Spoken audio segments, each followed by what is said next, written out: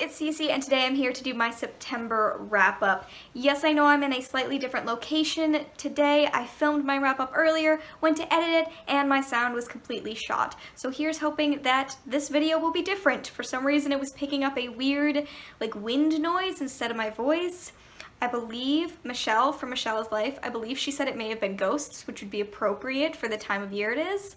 But anyway, I want to talk about all of the books that I read in September. I read 11 total. One of those was a short story, and 2 of them were rereads for me, and I'm going to talk about all of them. But besides that, I also did want to say that my internship, I work at my internship 3 days a week, and I work at a literary agency as an intern, which basically means I read all day. So I read a lot this month.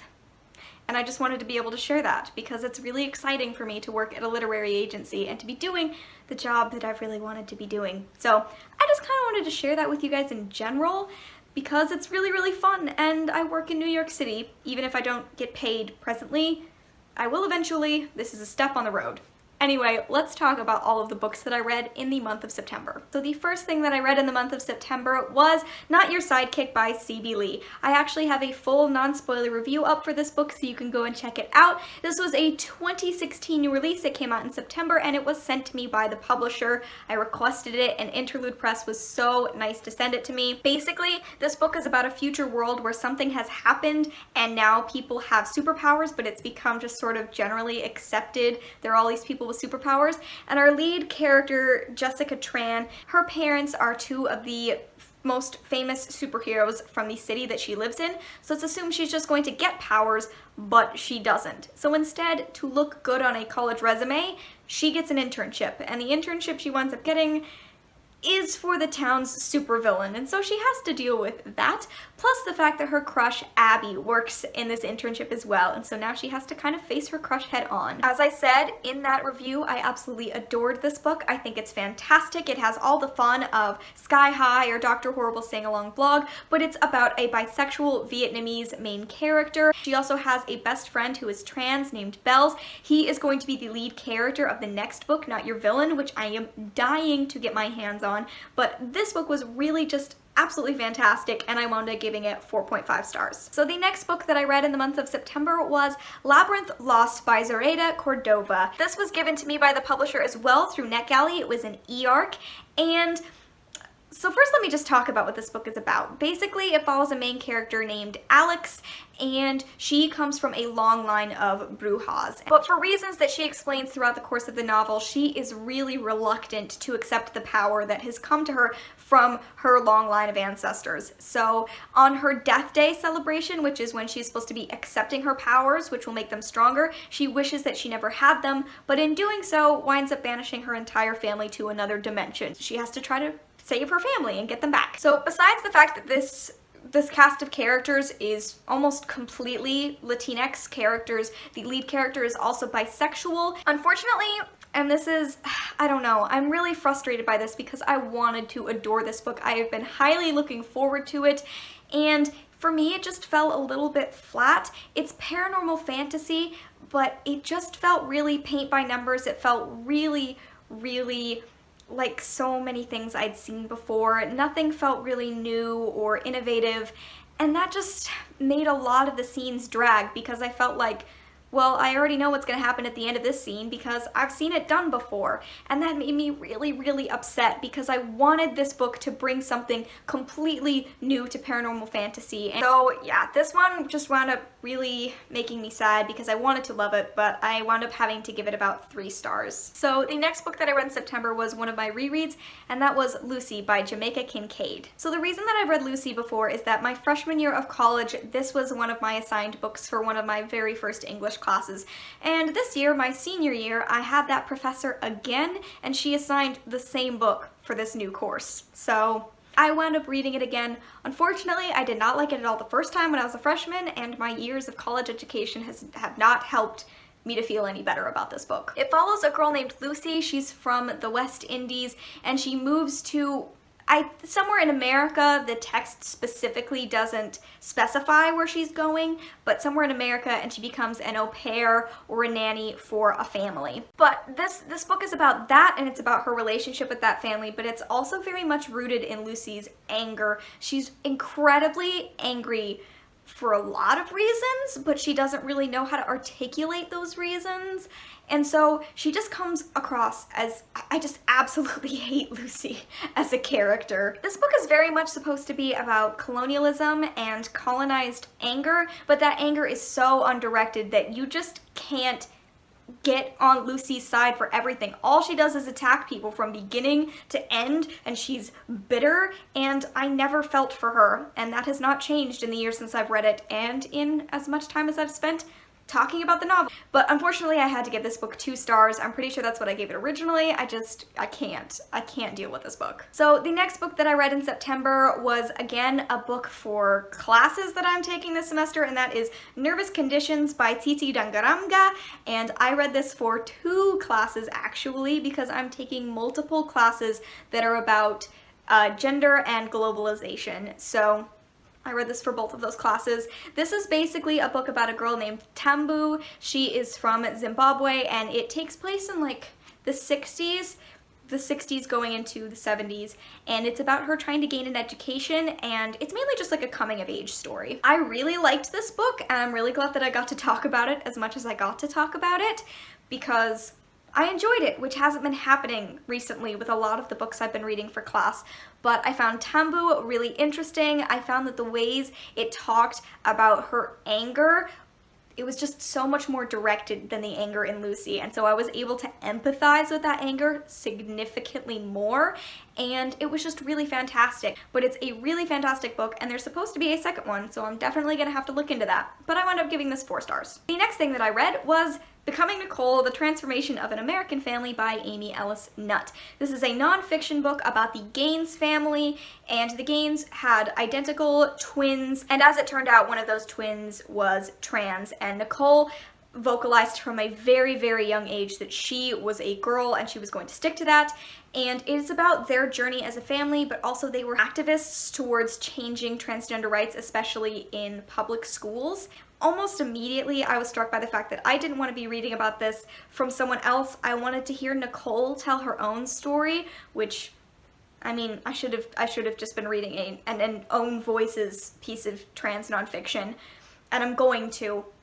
But that was my biggest issue with this. I found the ways that it talked about how those transgender rights had evolved over time the most interesting, and the discussions of gender and sexuality and sex in here, I thought those were really interesting, but the actual examination of the Gaines family frustrated me because it wasn't just about Nicole, it was how everyone else responded to her being trans, and I wanted to read about her experience, not everyone else's. So I wound up giving this book like a 3.5 stars.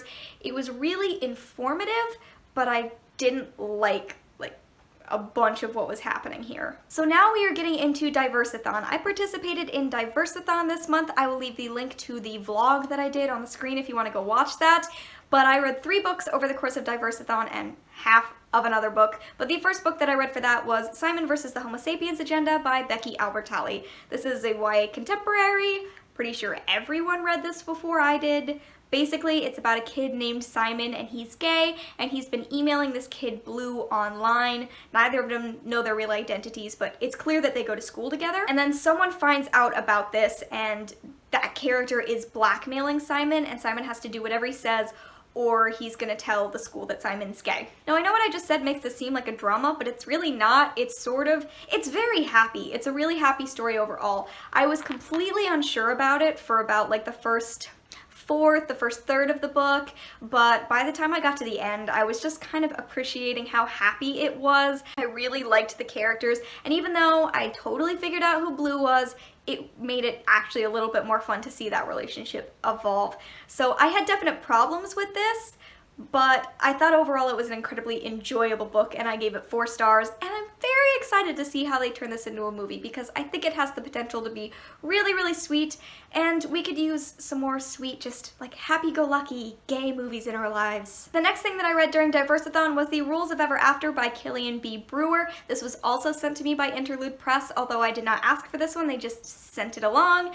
This book was doing really cool stuff with the Trevor Project. I'm not sure if that's still going on, but I will leave the links to everything down below. This book is just sort of a gay fairy tale. It follows a guy named Prince Philip, and his mother's last words basically were that he would have to marry someone who could keep watch, which everyone in the kingdom has decided to interpret as stack up 20 mattresses, put a pea underneath. If you don't fall asleep, you're real royalty. And all of these girls have been failing the test, and then this one guy wanders into the castle and goes to sleep on the bed, but he never sleeps. And so now it seems like, does Prince Philip marry this prince? We haven't ever really done that before. 2 princes can't get married. This reads a lot more like middle grade than YA, even though it is supposed to be YA, and it's like a little bit ridiculous, but it's sort of ridiculously charming. It has a lot of really cute moments, but it didn't have like a ton of depth. Like, this could be very, very useful for like the preteen gay kid trying to come to terms with his own sexuality. I would highly recommend that for that person, but yeah, I liked it. It just didn't have a ton going on. I wound up giving it like a 3.5 stars. It was cute, but it wasn't amazing. So the next book and the last book that I read for Diversathon was a reread, and that was The Color Purple by Alice Walker. I just barely read this in like May of this year, but I'm already rereading it because thesis reasons. Look at all of those post-its. Basically, this book takes place in the early 1900s in the South. It follows Celie. She is a black woman, and she has been raised through a lot of really difficult things. She has been sexually abused by multiple men in her life, but it's also sort of, it's like a decades-long story. It follows her most of her life, and how she deals with the experiences she's had, but also how she begins to free herself from those experiences. And then it is also about the fact that she's a lesbian. This book is absolutely amazing, and I mean, that's the reason I'm writing about it for my thesis, is because I completely fell in love with it. Celie is probably one of my favorite female characters of all time. She just makes me ache, and some of the things that she goes through and some of the things that she gets out of that experience are so, they're hard to read about, but I just adore her.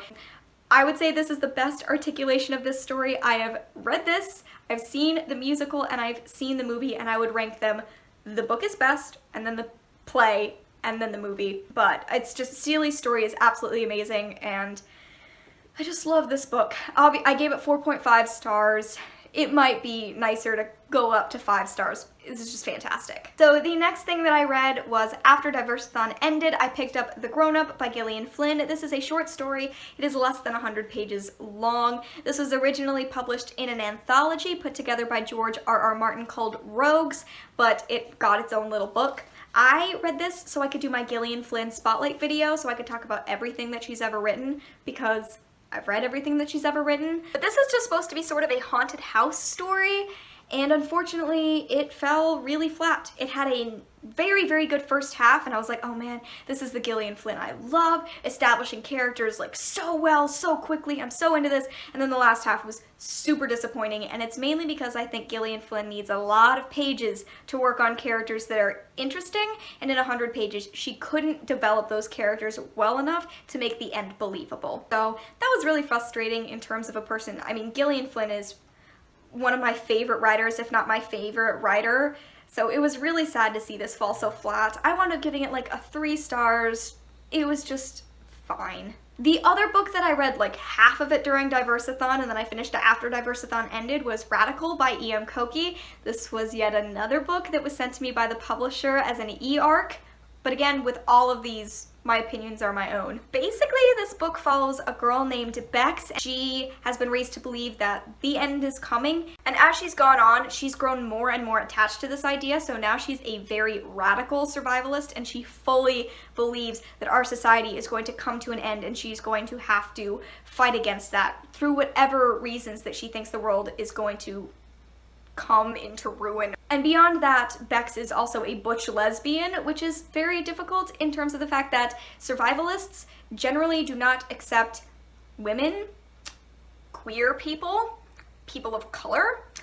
So that just adds a little bit more to her identity. She is white, and there's a little bit of discussion of racial identity within this community, but not a ton. Mainly it is about Bex and her feelings of inclusion and exclusion as a woman and as a lesbian. Anyway, the long-winded explanation of this book, I'm going to be writing a full in-depth review on Goodreads. I just haven't gotten to it just yet, but I really liked this book. It forced me to examine a viewpoint that I do not have. I am solidly anti-gun, and Bex is like at the other end of the spectrum. She is firmly pro-gun, and that is something that she keeps the entire book beginning to end. So it was really difficult for me to read this, but also I'm really glad that I did, because I think if you're going to have an opinion, it's important to hear the other side of that opinion. To me, it was very relevant to read a book about a lesbian who was firmly pro-gun, because I am a lesbian who's firmly anti-gun, and I just needed to know a little bit more. The author did this amazing interview about this book that I will also try to remember to link below. Really, really good, really thought-provoking, and I gave this 4 stars. So the last book that I want to talk about is It Ends With Us by Colleen Hoover. Now, I know you're like, Tsitsi, why would you read Colleen Hoover? That is definitely not your thing. I know, that was kind of the point. So for my internship, they're really, really encouraging us to read outside of our comfort zones and to read things that have been really successful in other genres we wouldn't normally reach for, so that we as interns know what we're looking for. So I decided I don't read any new adult. I really don't gravitate towards romance at all, so I picked up Colleen Hoover. This book actually wound up knocking me off my feet a little bit, which is kind of a surprise, but I really, really liked it. I think, I don't even know how to explain the plot of this book. Basically, it starts with our main character, and she's on a rooftop, and she's just sort of thinking, because she is just given what she says is the world's worst eulogy at her father's funeral, and while she's up there, she meets this guy, and they share naked truths, which are really big truths that they don't want to admit to anyone else. And that is in no way indicative of the story at large, but I feel like I can't talk about anything else. This book has a very weak first half, but an incredibly strong second half. The first half I didn't like because it was very much just tropey romance, and that's not my thing, but the second half I was like, oh, that was the point, so yeah.